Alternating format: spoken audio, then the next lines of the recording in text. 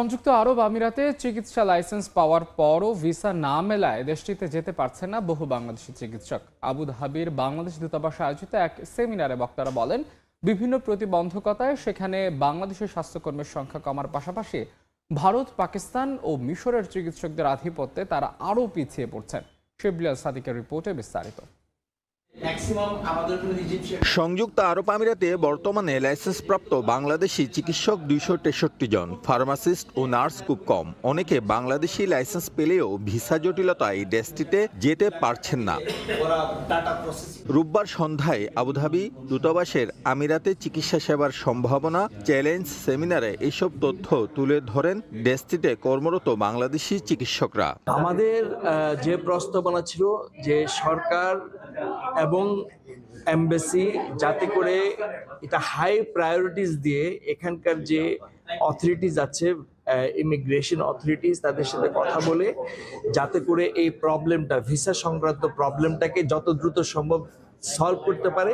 বাংলাদেশি স্বাস্থ্যকর্মীরা জানান, আমিরাতের স্বাস্থ্যসেবার 80% ভারতীয় চিকিৎসকদের হাতে, বাকি অংশে পাকিস্তান, মিশর, সুদান, ফিলিপিন সহ অন্য দেশের চিকিৎসকরা। তাদের মতে ভিসা জটিলতা কমলে বাংলাদেশিদের এই শূন্যস্থান অনেকটাই পূরণ করা সম্ভব। বাংলাদেশের যারা ফার্মাসিস্ট নতুন করে গ্র্যাজুয়েট হয়ে বের হচ্ছে তাদেরকে যদি আমরা এনকারেজ করতে পারি তাহলে আমাদের বাংলাদেশি ফার্মাসিস্টদের নিয়ে এখানে খুব ভালো একটা কমিউনিটি তৈরি করা সম্ভব। এইদিকে প্রবাসীদের স্বাস্থ্যসেবা নিশ্চিতে কম খরচে 24 ঘন্টা চিকিৎসা পরামর্শ দানের একটি অনলাইন প্ল্যাটফর্ম চালুর উদ্যোগ নেওয়ার কথা জানিয়েছে বাংলাদেশের বেশ কয়েকটি প্রতিষ্ঠান। গত 3 বছর যাবত আমি ইউএইতে এই বিষয়টা নিয়ে কাজ করে যাচ্ছি এবং ফিজিবিলিটি স্টাডি আমরা ইতিমধ্যে কমপ্লিট করেছি। সারা বিশ্বের যারা প্রবাসী বাংলাদেশিরা নিজের ভাষায় কথা বলে এখান থেকে চিকিৎসা নিতে পারে। আজকের এই আলোচনার মাধ্যমে আমরা বুঝতে চেষ্টা করেছি যে কিভাবে এই প্রফেশনাল গ্রুপদের সাথে এমবাসি এবং কনসুলেট একযোগে কাজ করে তাদের বিদ্যমান যে সমস্যাগুলো, সেই সমস্যাগুলোকে কিভাবে সমাধান করতে পারে। এখানে আমরা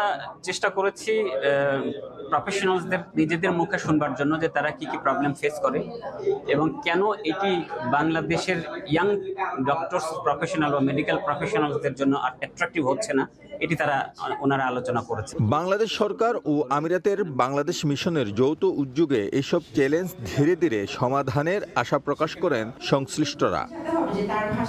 শিবলিয়াল সাদিক, সময় সংবাদ, সংযুক্ত আরব আমিরাত।